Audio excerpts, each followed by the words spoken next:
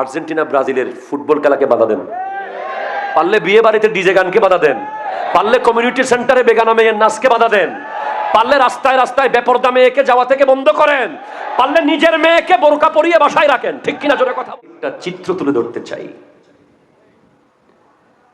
গতকাল ব্রাহ্মণবাড়িয়া নাসিরনগর আমার প্রোগ্রাম ছিল। যাওয়ার পথে আমি দেখলাম রাস্তার মোড়ে বিশাল একটা ব্যানার, দুইটা ব্যানার দুই পাশে।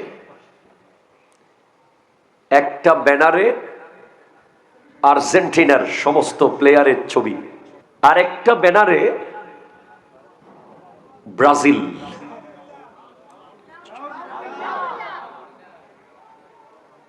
বিশাল একটা যুবকদের ক্রাউড দেখছি যে দুই ব্যানারকে যেন তাওয়াফ করতেছে। এবং আমি প্রায় নিশ্চিত যে এই দুইটা ব্যানার আজ নয়তো কাল মারামারির কারণ হবে। ঠিক কিনা জোরে বলেন। আবার এই দুইটা ব্যানার বিরিয়ানিরও কারণ হবে। অনেকে ওরসের বিরিয়ানি খায় না, খায় কিন্তু চুপি চুপি লুকিয়ে লুকিয়ে। ফুটবলের বিরিয়ানি কিন্তু খায়। এই যে ব্যাপারটা, আমি জাস্ট চিন্তা করলাম যে এরা আরো গৌরব করে বলছে যে এটা তো সামান্য, কয়দিন পরে 3 থেকে 4 কিলোমিটার লম্বা একজন বানাবে পতাকা, আরেকজন বানাবে তার চেয়ে 1 কিলোমিটার বেশি। এভাবে একটা প্রতিযোগিতা চলবে। আপনি বুঝতে পারতেছেন? জশ্নে জুলুসে ঈদে মিলাদুন নবীর ব্যানারের জন্য যখন যাই, আমাদের অনেকের তখন গায়ে জ্বালা শুরু হয়। ওলি আল্লাহদের ওরসের ব্যানার বানাবো, মাদ্রাসার সবার ব্যানার বানাবো, আহলে সুন্নাত ওয়াল জামাতের প্রোগ্রামের ব্যানার করব, তখন দেখবেন ব্যানার বানানোর লোক পাওয়া যায় না। দোকানে যাবে কে আর আনবে কে, সেটা নিয়ে একটা বিশাল সমস্যা চলে। শেষ পর্যন্ত যে কাজ উদ্যোগ নিছে তাকে ব্যানারও বানাতে হয়, গাড়িও ঠিক করতে হয়, তবরুকও রেডি করতে হয়, সবাইকে তুলে নিতেও হয়। কিন্তু ফুটবল খেলার ব্যানারের কথা বললে আপনি দেখবেন যে যুদ্ধ শুরু হয়ে যায়। বলে আমি যাই, আমি লাগাই। তার মানে কি হলো? লিওনেল মেসির আসক্তি আপনার ভেতরে এত বেশি হয়েছে, একজন ইহুদি, নাসারা, খ্রিস্টান, যারা মুসলমানদের শত্রু, নেইমার, ওই বড় বড় প্লেয়ারদের আসক্তি আপনার প্রজন্মের, আপনার সন্তানের, আপনার নাতির, আপনার পুতির ভিতরে এমন ভাবে ঢুকেছে যে তার ছিটে ফোটা সেই প্রেমের, খেলোয়াড়ের প্রেমের 100% না 10%ও যদি সে ওলি আল্লাহকে দিতে পারত, সে নিজেই ওলি হয়ে যেত। পারে নাই। অনেকে বলছে এবার ব্রাজিলের খেলাগুলো নাকি গভীর রাতে 3টা, 3:30 বাজে। তো আমি মনে মনে বলছি নিশ্চয়ই 10 বছর, 15 বছর, 20 বছর যারা ফজরের নামাজ পড়তে উঠে নাই কোনোদিন, আমার মতো, আমার উস্তাদদের মতো, তার উস্তাদদের মতো শত শত আলেম নামাজের ওয়াজ করে যাদেরকে ফজরে তুলতে পারে নাই, ওদেরকে খ্রিস্টান, ইহুদি প্লেয়ার ঘুম থেকে তুলবে। কথা বলেন ঠিক কিনা? জোরে জোরে বলেন। আপনি দেখবেন এগুলো ভয়ঙ্কর চিন্তার বিষয়। একবার ভাবেন, আমার মতো আলেম, মসজিদের ইমামের মতো হুজুর, শত শত ইমাম, সুললিত কণ্ঠে কেউ মক্কার আদলে, কেউ মদিনার আদলে আজান দিয়ে যেই যুবকের ঘুম ভাঙতে পারে নাই, বাবা আর মা হাজার চেষ্টা করে যাকে বিছানা থেকে তুলতে পারে নাই, তাকে বিছানা থেকে তুলে ফেলবে কিছু মুসলমানের দুশমনেরা। আমি কোনো প্লেয়ার বলবো না। এরপর আপনি দেখবেন জুমার নামাজে যারা খতিব সাহেব 10 মিনিট বেশি ওয়াজ করলে বারবার ঘড়ির দিকে তাকায়, পরে আবার বেরোয় বলে দে হুজুর টাইম মতো শেষ করছুন। তারা দেখবেন 90 মিনিট প্রস্রাব আটকে রাখবে, এরপরে আরো 20 মিনিট আধা ঘন্টা পারলে যদি পায়খানার হাজত আসে সেটাও আটকে রাখবে, এরপরে আরো 15 মিনিট যদি বলে অমুক বাড়িতে আগুন লেগেছে এসে বলবে আগুন পরে নিবাবো। কতটুকু আসক্ত হয়েছি। আমার আল্লাহ বলছেন ইয়া আইয়ুহাল্লাযীনা আমানু, হে ঈমানদারেরা, লা তাত্তাখিযুল ইয়াহুদা ওয়ান নাসারা আউলিয়া, কোন ইহুদি এবং নাসারাকে বন্ধু বানাবে না। আরো জোরে আরো জোরে আরো জোরে আরো জোরে। কোন ইহুদি নাসারাকে কি বানাবে না? বন্ধু বানাবে না। বাদহুম আউলিয়াউ বাদিন, তারা তাদের বন্ধু। ওয়ামাই ইয়াতাওয়াল্লাহুম মিনকুম, তোমাদের মধ্যে কেউ যদি এই বিষয়টাকে অ্যাভয়েড করে না মেনে তারপরেও ওদের বন্ধুত্বকে রিসিভ করে নেয়, ফাইন্নাহু মিনহুম, সে তাদের, সে আল্লাহর না। সে কাদের? তাদের। সে আল্লাহর না, সে ইহুদিদের, সে মুসলমানদের না, সে ইসলামের না। ইন্নাল্লাহা লা ইয়াহদিল কওমাজ জালিমিন, আল্লাহ কোন জালিম সম্প্রদায়কে হেদায়েত করেন না। ঠিক কিনা? জোরে কথা বলেন। হায় হায় হায়, উত্তর তো এখানেই চলে এসেছে। ওই 1336 হিজরিতে তৈয়ব শাহ রহমতুল্লাহ আলাইহির জন্ম যদি না হতো, আজ তরুণ প্রজন্ম গাউসিয়া কমিটি কোথায় পেত? আমি বিশ্বাস করি যে অন্তত যারা গাউসিয়া কমিটির মেম্বার, অন্তত তারা কখনো মেসি আর নেইমারকে নিয়ে তর্ক করতে পারে না। ঠিক কিনা? জোরে কথা বলেন, হাত তুলে বলেন ঠিক কিনা, জোরে বলেন।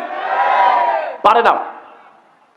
তারা ফুটবল খেলা নিয়ে চায়ের দোকানে তর্ক করতে পারে, তারা বলতে পারে না যে আমার দল, কারণ তাদের দল একটাই, আহলে সুন্নাত ওয়াল জামাত আর গাউসিয়া কমিটি। ঠিক কিনা? জোরে কথা বলেন।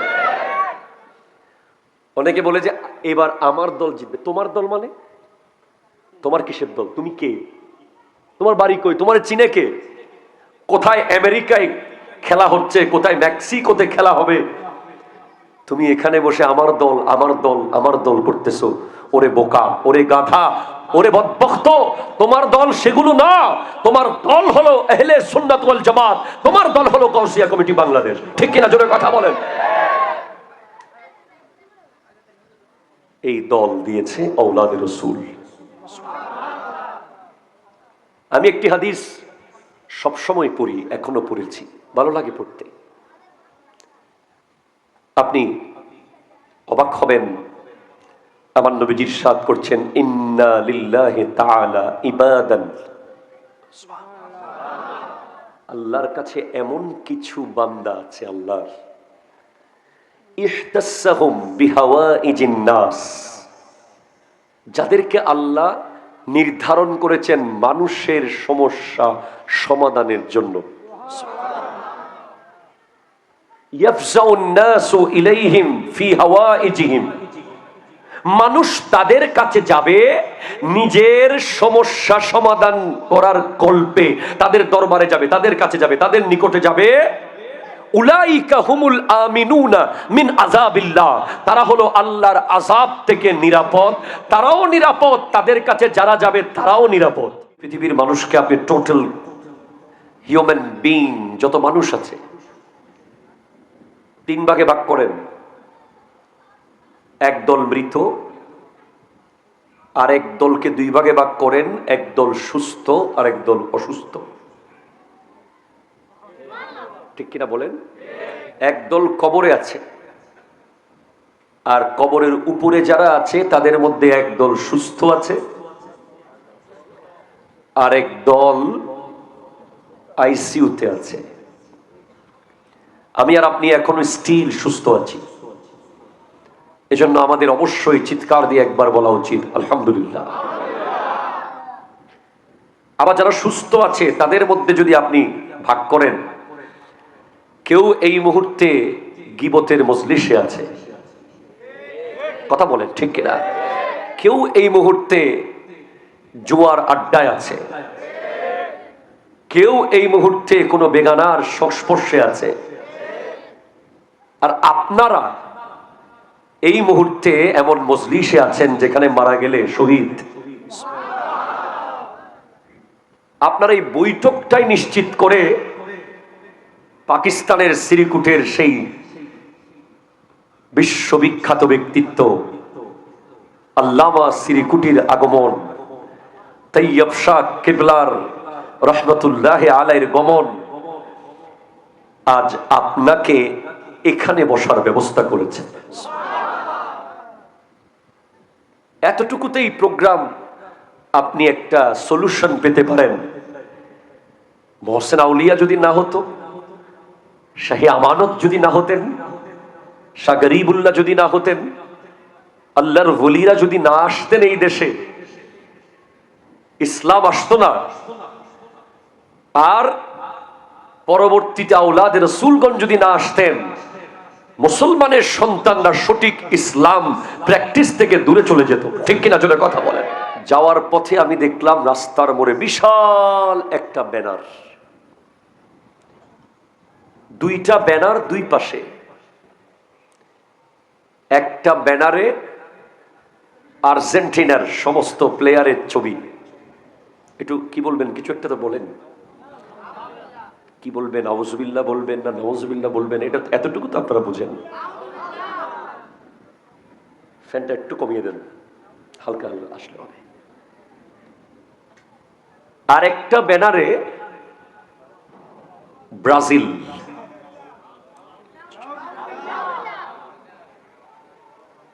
বিশাল একটা যুবকদের ক্রাউড দেখছি যে দুই ব্যানারকে যেন তাওয়াফ করতেছে।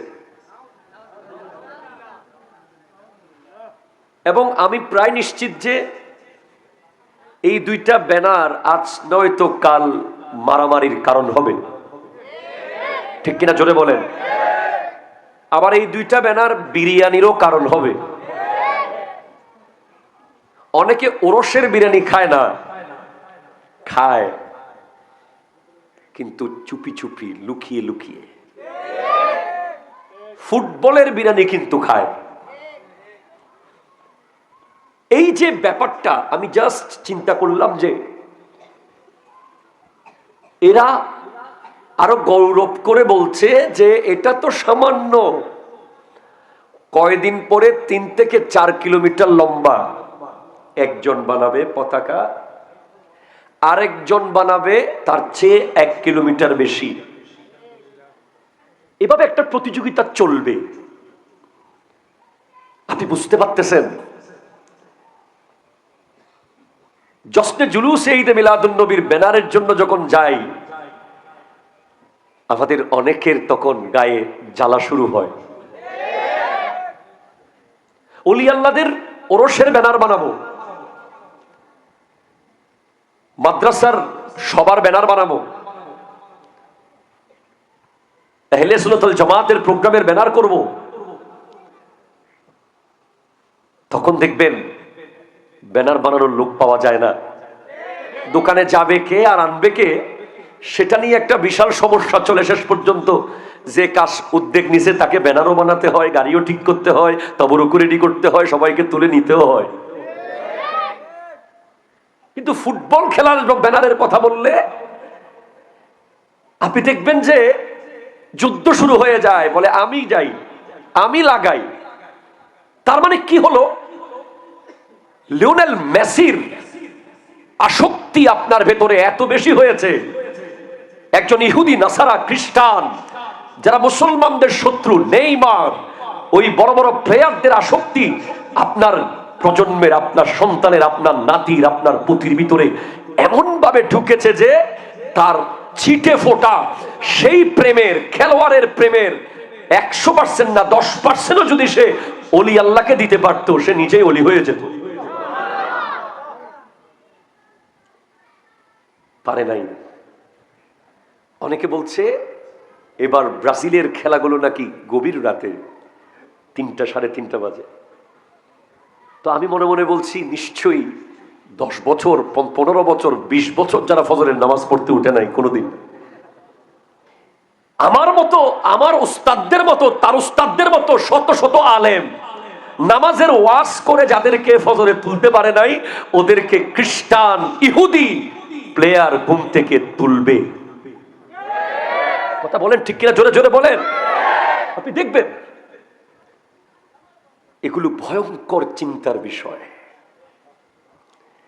একবার ভাবেন, আমার মতো আলেম, মসজিদের ইমামের মতো হুজুর, শত শত ইমাম, সুললিত কণ্ঠে কেউ মক্কার আদলে, কেউ মদিনার আদলে আজান দিয়ে যেই যুবকের ঘুম ভাঙতে পারে নাই, বাবা আর মা হাজার চেষ্টা করে যাকে বিছানা থেকে তুলতে পারে নাই, তাকে বিছানা থেকে তুলে ফেলবে কিছু মুসলমানের দুশ্মনেরা। আমি কোনো প্লেয়ার বলবো না। এরপর আপনি দেখবেন জুমার নামাজে যারা খতিব সাহেব 10 মিনিট বেশি ওয়াজ করলে বারবার ঘড়ির দিকে তাকায়, পরে আবার বেরোয় বলে দে হুজুর টাইম মতো শেষ করছুন। তারা দেখবেন 90 মিনিট প্রস্রাব আটকে রাখবে, এরপরে আরো 20 মিনিট, আধা ঘন্টা পারলে যদি পায়খানার হাজত আসে সেটাও আটকে রাখবে, এরপরে আরো 15 মিনিট যদি বলে অমুক বাড়িতে আগুন লেগেছে, এসে বলবে আগুন পরে নিবাবো। কতটুকু আসক্ত হয়েছি। আমার আল্লাহ বলছেন, ইয়া আইয়ুহাল্লাযীনা আমানু, হে ঈমানদারেরা, লা তাত্তাখিযুল ইয়াহুদা ওয়ান নাসারা আউলিয়া, কোন ইহুদি এবং নাসারাকে বন্ধু বানাবে না। আরো জোরে, আরো জোরে, আরো জোরে, আরো জোরে। কোন ইহুদি নাসারাকে কি বানাবে না? বন্ধু বানাবে না। বাদহুম আউলিয়াউ বাদিন, তারা তাদের বন্ধু। ওমাই ইয়াতাওয়াল্লাহুম মিনকুম, তোমাদের মধ্যে কেউ যদি এই বিষয়টাকে অ্যাভয়েড করে না মেনে তারপরেও ওদের বন্ধুত্বকে রিসিভ করে নেয়, ফাইন্নাহু মিনহুম, সে তাদের, সে আল্লাহর না। সে কাদের? তাদের। সে আল্লাহর না, সে ইহুদিদের, সে মুসলমানদের না, সে ইসলামের না। ইন্নাল্লাহা লা ইয়াহদিল কওমাজ জালিমিন, আল্লাহ কোন জালিম সম্প্রদায়কে হেদায়েত করেন না। ঠিক কিনা? জোরে কথা বলেন। হায় হায় হায়, উত্তর তো এখানেই চলে এসেছে। ওই 1336 হিজরিতে তৈয়ব শাহ রহমতুল্লাহ আলাইহির জন্ম যদি না হতো, আজ তরুণ প্রজন্ম গাউসিয়া কমিটি কোথায় পেত?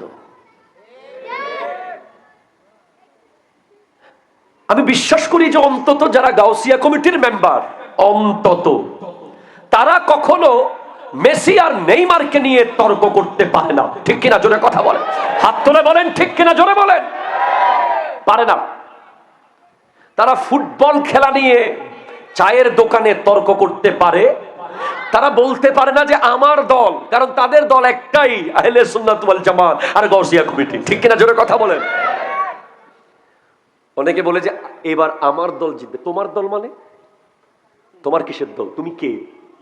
তোমার বাড়ি কই? তোমার চিনে কে? কোথায় আমেরিকায় খেলা হচ্ছে, কোথায় মেক্সিকোতে খেলা হবে, তুমি এখানে বসে আমার দল, আমার দল, আমার দল করতেছো। ওরে বোকা, ওরে গাধা, ওরে বদবখ্ত, তোমার দল সেগুলো না। তোমার দল হলো আহলে সুন্নাত ওয়াল জামাত, তোমার দল হলো গাউসিয়া কমিটি বাংলাদেশ। ঠিক কিনা? জোরে কথা বলেন। এই দল দিয়েছে আওলাদে রাসূল। আমি একটি হাদিস সবসময় পড়ি, এখনো পড়েছি, ভালো লাগে পড়তে। আপনি অবাক হবেন, আমার নবীজি ইরশাদ করছেন, ইন্না লিল্লাহি তাআলা ইবাদান,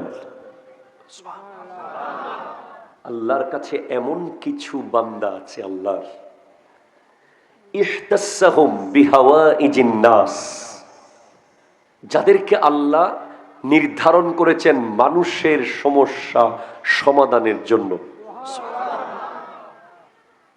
ইয়াফজাউন নাসু ইলাইহিম ফি হাওয়াইজিহিম, মানুষ তাদের কাছে যাবে নিজের সমস্যা সমাধান করার কল্পে, তাদের দরবারে যাবে, তাদের কাছে যাবে, তাদের নিকটে যাবে।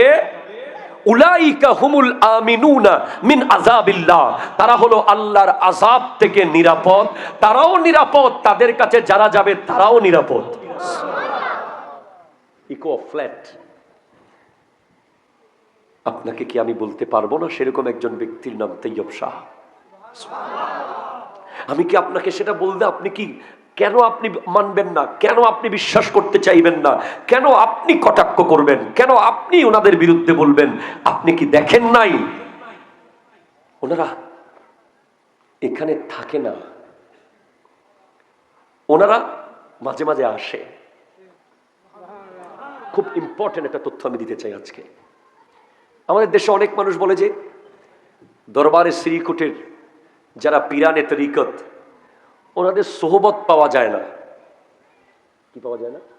সোহবত। বলে পীর মুরিদ হলে তো পীরের সোহবত লাগে, সব সময় সামনাসামনি থাকতে হয়, যখন মন চাই দেখতে হয়। এই একটা প্রশ্ন আমার কাছে অনেক জায়গা থেকে এসেছে। আমি আজকে নিয়ত করেছি যে এই প্রশ্নের উত্তর দিয়ে দেব। দরকার আছে? বল আছে আছে আছে আছে। অনেকেই এটাকে পুঁজি করে তরুণ প্রজন্মকে বিভ্রান্তির মধ্যে ফেলছে যে তোমাদের পীরের তো সোহবত নাই, ওনারা তো থাকে অনেক দূরে, মাঝে মাঝে আসেন। এবার বলি, আমার কাছে সমস্ত হক্কানি পীর আমার কাছে সম্মানের, এ ব্যাপারে আমার কোনো দ্বন্দ্ব। সব দরবার যারা হক্কানি, শরীয়ত এবং তরিকত দুটা জিনিস মানে, তাদেরকে আমি সম্মান করি, করব। তবে এই প্রশ্নের উত্তর হলো এই, দেখেন আপনি বলেন আমরা জীবনে কোনোদিন কি আমার নবীর সোহবত পেয়েছি সরাসরি? বলেন। কিন্তু আমার নবীকে কি আমাদের চেয়ে ভালো কেউ বাসে? আমার নবীকে আমি বলবো যে আমি সবচেয়ে বেশি ভালোবাসি, উনি বলবো উনি সবচেয়ে বেশি ভালোবাসে, ইনি বলবে ইনি সবচেয়ে বেশি ভালোবাসে, আপনি বলবেন আপনি সবচেয়ে বেশি ভালোবাসেন।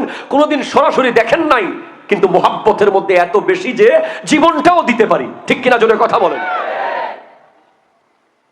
আচ্ছা, আমরাই বা অনেক দূরে, অনেক 1450 বছর পরে এলাম। ওয়াইসুল করণী, উনি তো করণ শহরে ছিলেন, ওনার তো সোহবত নেওয়ার সুযোগ ছিল, কিন্তু আমার নবী ওনাকে বলেছেন তোমার আসার দরকার নাই, তুমি যেখানে আছো ওখানে থাকো, আমি নবী তোমাকে স্বপ্নে দেখা দিয়ে দেব।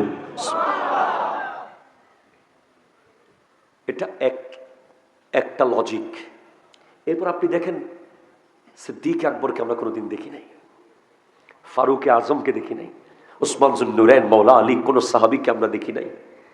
আমরা গাউসে পাককে দেখি নাই, অথচ আমাদের চেয়ে বেশি ফাতিহায়ে ইয়াজদহম কেউ করে না। ঠিক কিনা জোরে কথা বলেন। আমরা গরিব নওয়াজকে কোনোদিন দেখি নাই, আমাদের চেয়ে বেশি গরিব নওয়াজের স্মরণ কে করে? ঠিক কিনা বলেন। এটা একটা লজিক।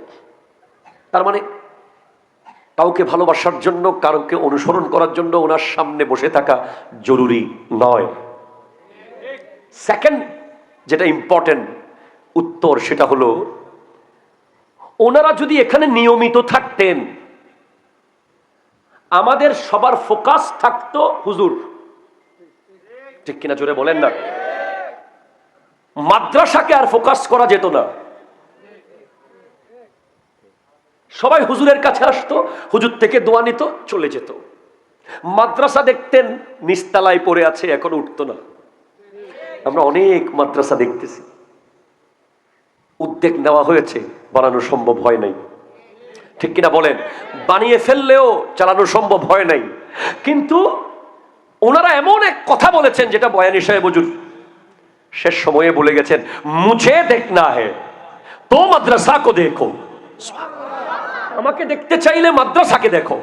তাহলে উনাদেরকে বছরে দুবার দেখি, অথবা সারা বছরে মিলে একবার দেখি, বাকি সময় দেখতে মন চাইলেই জামিয়াতে চলে যাই, দেখতে মন চাইলেই জামিয়াতে চলে যাই, দেখতে মন চাইলেই মোহাম্মদপুর তৈয়বিয়াতে চলে যাই, দেখতে মন চাইলেই খিলগাঁও তাহেরিয়াতে চলে যাই, দেখতে মন চাইলে হালি শহর তৈয়বিয়াতে চলে যাই, দেখতে মন চাইলে রাঙ্গুনিয়া চন্দ্রগুনা তৈয়বিয়াতে চলে যাই। তার মানে ওনারা বুঝাতে চেয়েছেন, আমার চেহারা দেখতে চাও তো জামিয়াকে দেখো, আমার চেহারা দেখতে চাও তৈয়বিয়াকে দেখো। তাহলে দেখা মানে শুধু চোখে দেখে চলে আসা না।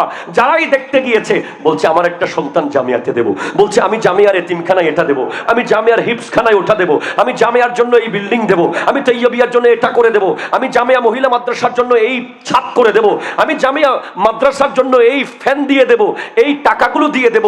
এভাবে এমন এক সিস্টেম ওনারা করে দিয়েছেন যে ওনারা বলছেন আমাদেরকে দেখতে হলে আমাদের চেহারা দেখতে হবে না, মাদ্রাসাকে দেখলে আমাদেরকে দেখা হয়ে যাবে। ফলাফল কি পেলেন? ফলাফল পেলেন খতিব বাঙ্গাল আল্লামা জালালউদ্দিন আল কাদরি রহমতুল্লাহ আলাইহি।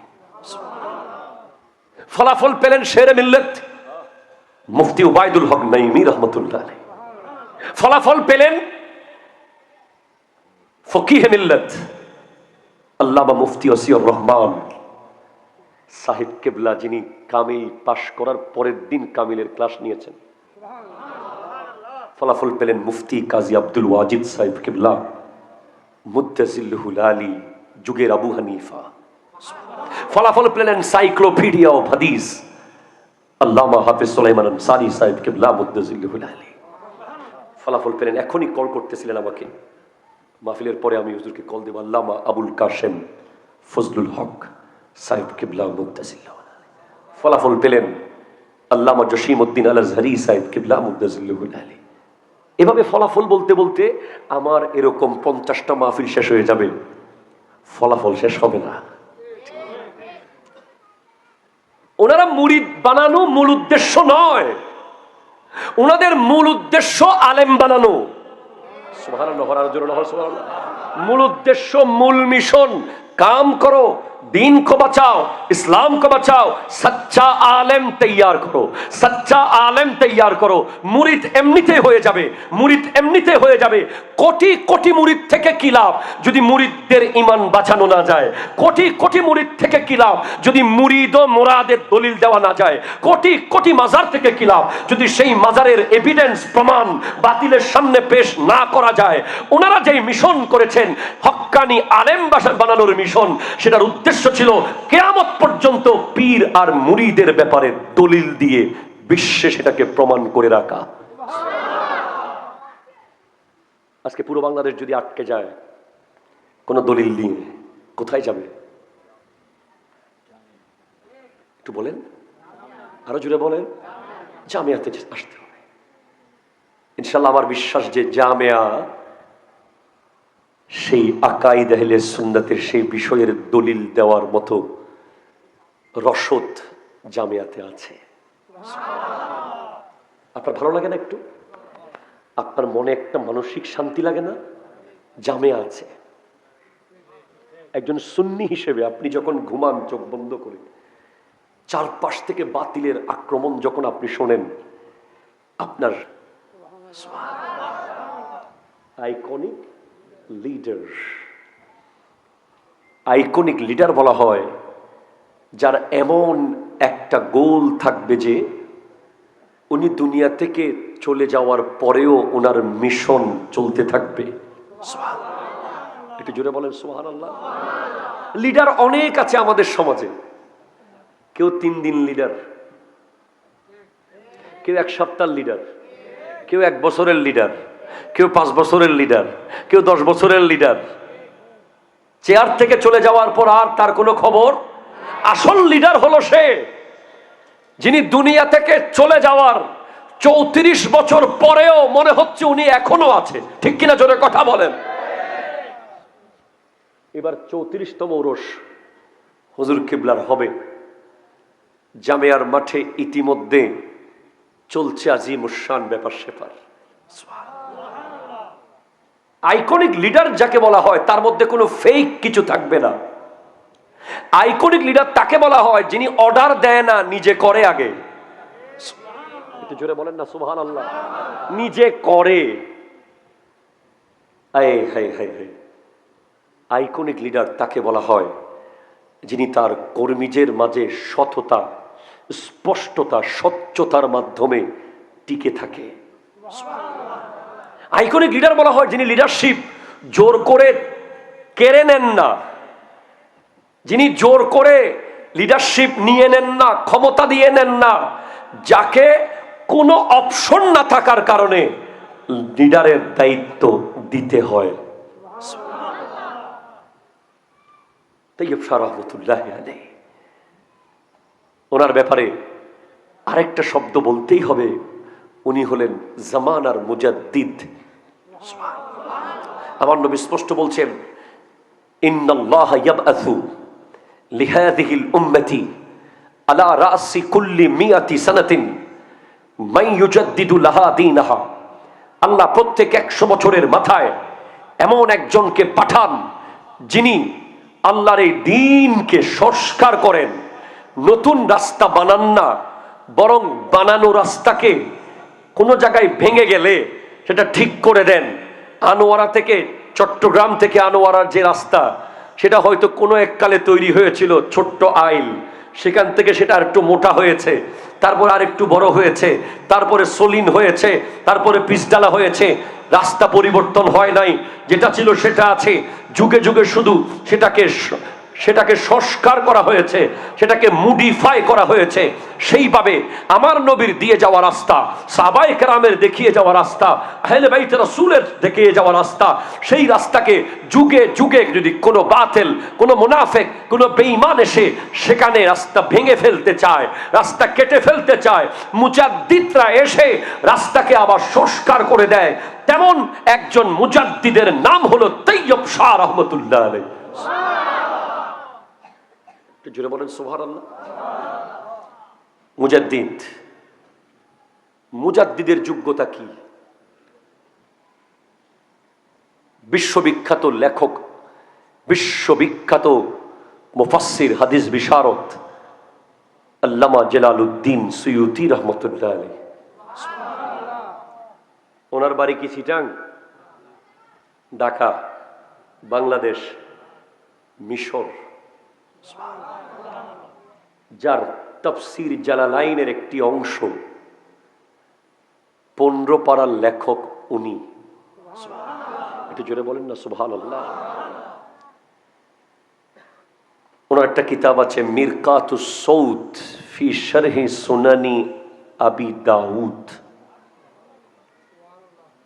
আবু দাউদ শরীফের সরা লিখেছেন ব্যাখ্যা গ্রন্থ মিরকাতুস সৌদ। একটু জোরে বলেন না সুবহানাল্লাহ। ওখানে উনি লিখেছেন যে মুজাদ্দিদ তিনি হবেন যার মধ্যে 3টা গুরুত্বপূর্ণ তথ্য, আলামত থাকবে। একটা আলামত হলো ওনার আগের মুজাদ্দিদের ব্যাপক প্রসার। আরো জোরে বলেন না সুবহানাল্লাহ। আগের মুজাদ্দিদের ব্যাপক প্রসার।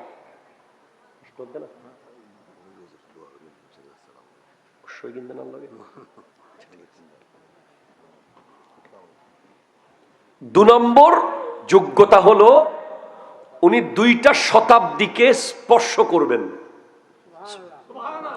বলেন না সুবহানাল্লাহ। কয় শতাব্দী? 2 শতাব্দী।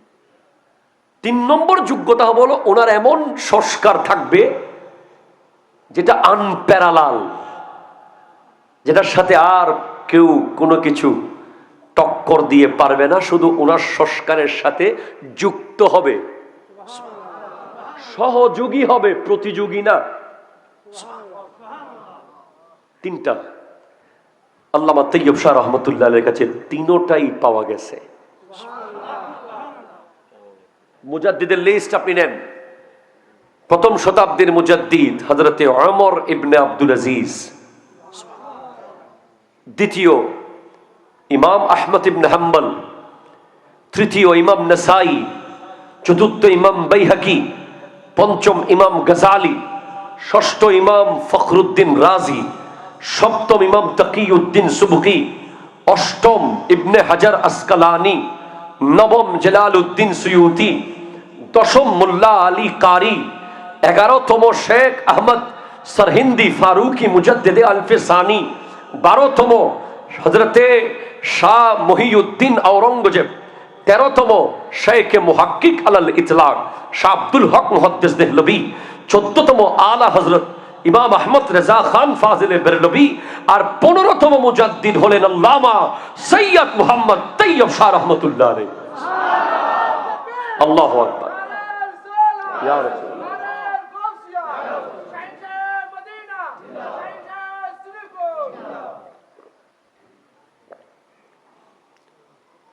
উনি 1336 হিজরিতে জন্মগ্রহণ করেছেন আর 1413 হিজরিতে ইন্তেকাল করেছেন। তাহলে একটা শর্ত ফিল আপ হয়েছে, 2টা শতাব্দীকে উনি স্পর্শ করেছেন। এরপর উনি ওনার আগের মুজাদ্দিদ আলা হযরত ইমাম আহমদ রেজা খান ফাজিলে বেরলভী রহমতুল্লাহ আলাইহি ব্যাপক প্রচার করেছেন।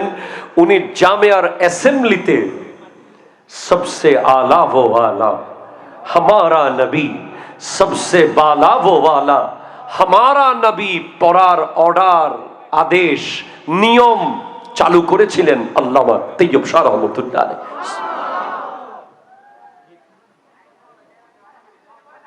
প্লিজ, আয় হায় হায় যুবক ভাই, মাহফিলে চলাকালীন সময়ে যারা বাইরে কথা বলছে ওরা এখনো কবর দেখে নাই, ঠিক কিনা? জোরে কথা বলেন।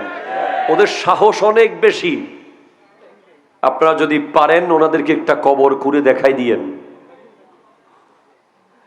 আপনে মৌলা কা প্यारा हमारा नबी दोनों आलम का दूल्हा हमारा भी सबसे लाहमा भी सबसे बा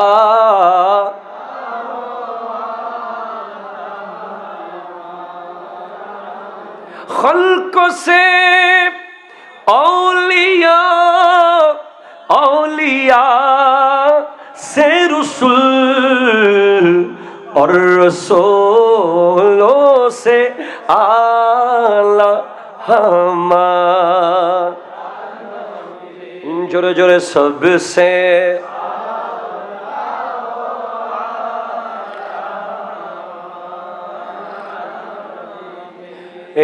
सबसे बा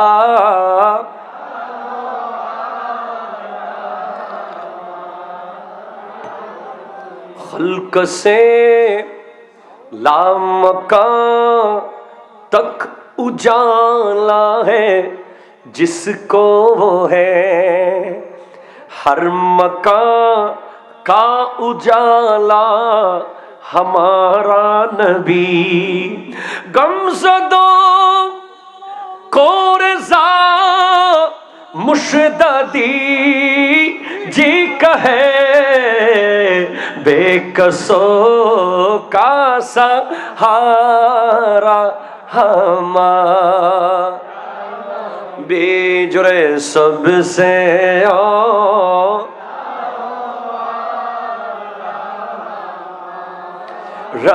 नबी सबसे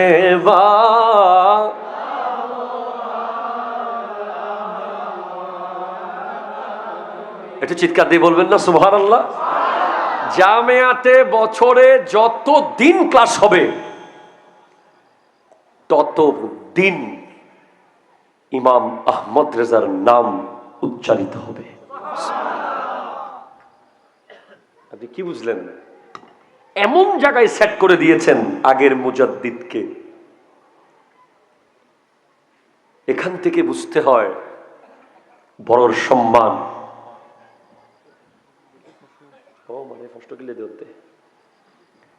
এখান থেকে বুঝতে হয় মুরব্বির তাজিম। এখান থেকে বুঝতে হয় সিনিয়রের প্রতি আদব। অথচ আলা হযরত উনি আওলাদে রাসূল নন, কিন্তু তাইয়্যিব শাহ আওলাদে রাসূল।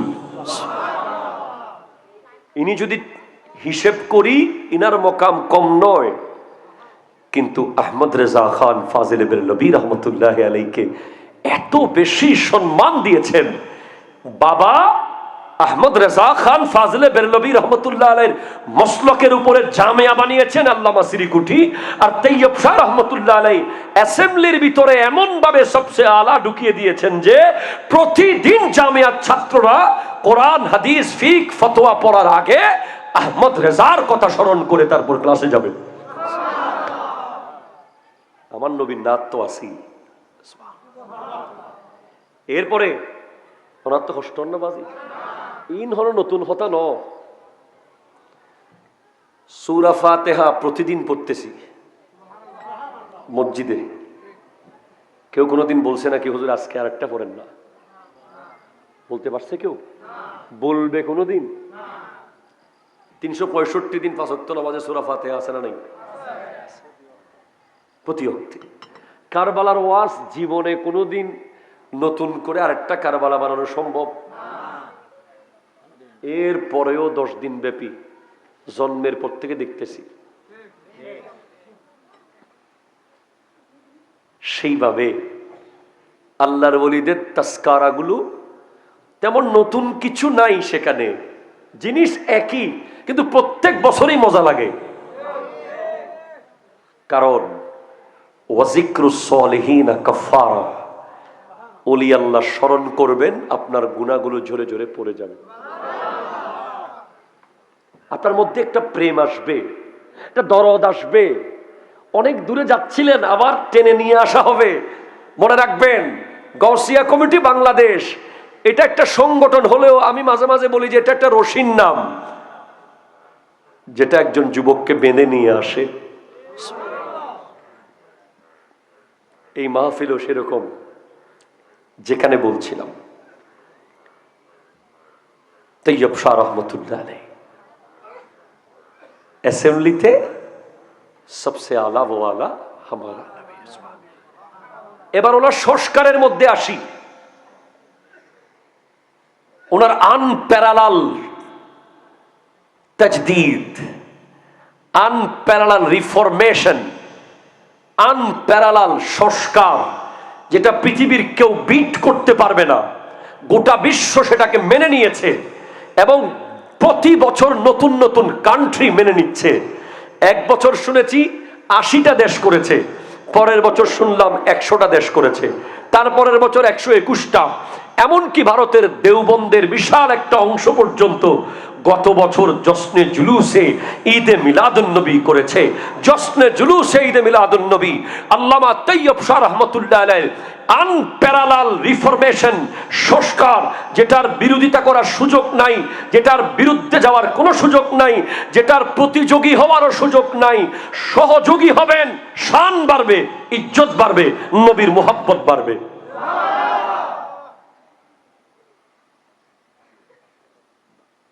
জশ্নে জুলুসে কি তাইয়্যিব শাহর নাম চলে না আমার নবীর নাম চলে? একটু আগে বললাম যে নিজেদেরকে কিভাবে লুকিয়ে ফেলতে হয়। গোটা বিশ্বে আপনি জানবেন যে নিয়ম সেটা নিয়ম। একটা দরবারের সবচেয়ে বড় অনুষ্ঠান হবে পীরের উরস, ঠিক কিনা বলে? এটাই নিয়ম, এটাই বাস্তবতা, এটার কোনো ইলজিক্যাল কিছু নয়। কিন্তু দরবারে শ্রীকুট ডিফারেন্ট। এখানে সবচেয়ে বড় প্রোগ্রামটা নবীর মিলাদ। কালকে ওরস হবে জামিয়ার মাঠে। গত জিলকদ মাসে আল্লামা সিরিকুটির ওরস হয়েছে, কিন্তু এগুলো জশ্নে জুলুসের 10 ভাগের 1 ভাগ বা 20 ভাগের 1 ভাগ। জশ্নে জুলুসের কোনো সীমা নাই। এটাকে সাইজ বলা মুশকিল, এটার হদ বলা মুশকিল, এটার গাড়ি কয়টা গণনা করা মুশকিল, মানুষ কয়জন হিসেব করা মুশকিল। শরবত কয় হাজার গ্লাস দিছে বলতে পারবো না, কত হাজার লক্ষ কোটি খেজুর মানুষ খাওয়াইছে গণনা করা যাবে না, কত মানুষ আর জিন এসেছে আল্লাহ ভালো জানে, ঠিক কিনা জোরে কথা বলেন, কত হাজার হাজার ডেক বিরিয়ানি। সেদিন একটা হাদিস পেলাম, হায় হায় আশ্চর্য, তোমরা খুব গুরুত্বপূর্ণ ভাবে নাও। আমার নবীর একটা স্পেশাল সৌন্দর্য ছিল, আমার নবী নিজের ঘরে দরজা রাখেন নাই। কারা জোরে হইবেন হাদিসে পাকে আছে যে মক্কার কাবা ঘরের আশপাশে যত ঘর ছিল আগে নবীজির আমলে, সিদ্দিক আকবরের আমলে, ফারুক আজমের আমলে, ওদের ঘরের দরজা বন্ধ করা নিষেধ ছিল। হাজিরা আসলে নিজে নিজে ইচ্ছে মতো যার ঘরে মন চায় তার ঘরে গিয়ে মেহমানদারি গ্রহণ করবে। এবং এমনটা পেলাম যে আমার নবী, সিদ্দিক আকবর, ফারুক আজম এই তিনজনের বাড়িতে মূল দরজায় কোনো দরজাই রাখেন নাই। যারা আসতেন ইচ্ছে মতো থেকে খেয়ে চলে যেতেন। হযরত ওমর ফারুক আজমের আমলে একজন ব্যক্তি করে দরজা দিছিল, ফারুক আজম তাকে ডাকাইছেন, এই তুমি দরজা দিছো কেন ঘরে? বলে, হুজুর আমার ঘরে অনেক দামি ব্যবসায়ী মাল আছে, আমি চোর ডাকাতের ভয়ে দরজা দিয়েছি, হুজুর আমাকে একটু স্পেশাল অনুমতি দেন। হযরত ওমর তাকে স্পেশালি অনুমতি দিয়েছিলেন, কিন্তু নিয়ম ছিল না।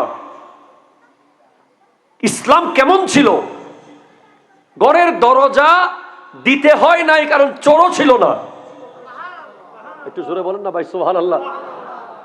চোরও ছিল না, ঘরে তেমন দামি সম্পদও ছিল না। আপনি দুইটা বিষয় বুঝেন, দরজা কখন দিবেন না আপনি? যখন ঘরে এমন কিছু নাই যে যেটা চুরে নিয়ে যাবে, ঠিক কিনা জোরে বলেন। আর চোরও আছে এমন টেনশনও নাই। আমার নবীর ঘরে বুঝতে পারতেছেন কি সম্পদ ছিল যে চোর নিয়ে যাবে। ফারুক আজমের ঘরে এমন কি ছিল যে চোর নিয়ে যাবে। সিদ্দিক আকবরের ঘরে এমন কি ছিল যে চোর নিয়ে যাবে। বলে কিছুই ছিল না, ওনাদের যা থাকতো তা দিয়ে দিতেন, যা থাকতো তা দিয়ে দিতেন। 3 দিনের বেশি একটা খেজুরও ঘরে রাখতেন না, সেজন্য ওনারা দরজা গোটা খোলা রাখতে পারতেন। মেহমান আসতো, থাকতো, খেত, ইচ্ছে মতো আবার চলে যেত। পরে ভাবতে লাগলাম, হায় হায় তৈয়ব শাহ রহমতুল্লাহ আলাইহি, আপনি জশ্নে জুলুস দিয়ে আমাদেরকে সেই সুন্নাতটা একদিনের জন্য হলেও পালন করার সুযোগ দিলেন। জুলুসের দিন জামেয়ার 2 পাশে যত বাড়িঘর আছে আপনি দেখবেন বেশিরভাগ বাড়িঘরের দরজা খোলা।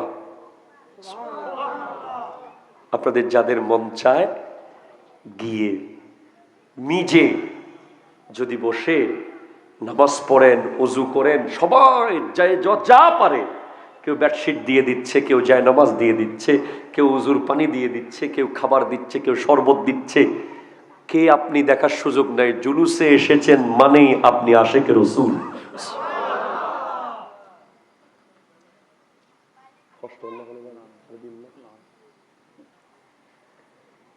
এই জশ্নে জুলুস সংস্কার। এরপরে যেটা না বললে আমাকে আর যেতে দেওয়া হবে না, আমি নিজে যেতেও পারবো না, আমার হক আদায় হবে না। গাউসিয়া কমিটি বাংলাদেশ। গাউসিয়া কমিটিকে আপনি জামিয়ার কমিটি মনে করেন কেন? গাউসিয়া কমিটিকে আপনি হুজুর কেবলা ওই দরবারের অমুক পীরের এরকম হিংসাত্মক চোখে দেখেন কেন? আপনি নামটা খেয়াল করেন না। গাউস মানে সাহায্যকারী, গাউসিয়া কমিটি মানে সাহায্যের কমিটি। যেই কমিটি বাংলাদেশকে সাহায্য করবে, সুবহানাল্লাহ, যেই কমিটি বিশ্ব মানবতাকে সাহায্য করবে, যেই কমিটি দেশের জনগণের সাহায্যে কাজে আসবে, সেটাই গাউসিয়া কমিটি। কেন আপনি সেটাকে হিংসা করবেন? কেন সেটার বিরুদ্ধে আপনি কথা বলবেন? কেন সেটাকে আপনি আঙ্গুল তুলবেন? সেটা তো তাহেরিয়া কমিটি না, এটা তো তৈয়বিয়া কমিটি না, এটা সিরিকুটিয়া কমিটি না, এটা তো গাউসিয়া কমিটি। আপনি চিশতিয়া হলেও গাউসিয়া, আপনি নকশবন্দিয়া হলেও গাউসিয়া, আপনি ফুরফুরিয়া হলেও গাউসিয়া, তাইপুরিয়া হলেও গাউসিয়া। আপনি যেই সিলসিলায় যান, গোড়ায় গিয়ে আব্দুল কাদের জিলানী রহমতুল্লাহ আলাইহি আছে আছে আছে। ঠিক কিনা কথা বলেন?